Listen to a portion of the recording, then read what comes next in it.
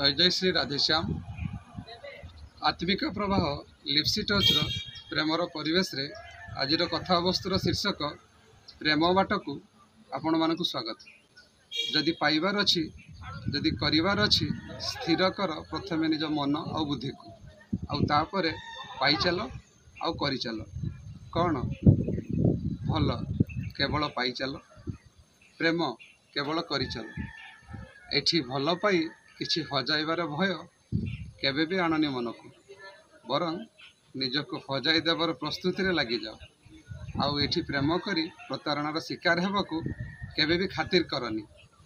एठी भल पाई प्रेम करी पुणी हजाई देले निश्चित भावे चिंताग्रस्त हेब। शरीर दिनकू दिन क्षीण हो जिवो। तुमे जहाँ हजाइब ताहा केवल तुमे ही जानिब।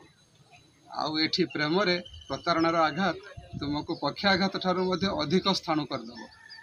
ए दुनिया रे केबे कहार प्रेमर नायक व नायिका हजिबाकू चाही नाहंती, सेमानकर प्रेमिक व प्रेमिकार हजि जाइथिबा मन अबा सजाड़ी दे पारि नाहंती सेमानकर भांगी जाइथिबा हृदय को। तेणु भल पाओ मना नहीं, प्रेम कर मना नहीं, किंतु तार प्रतिदान रूपे पाइबाकू प्रस्तुत होई रुह प्रतारणा, निंदा, अपमान, गाली आउ घृणा।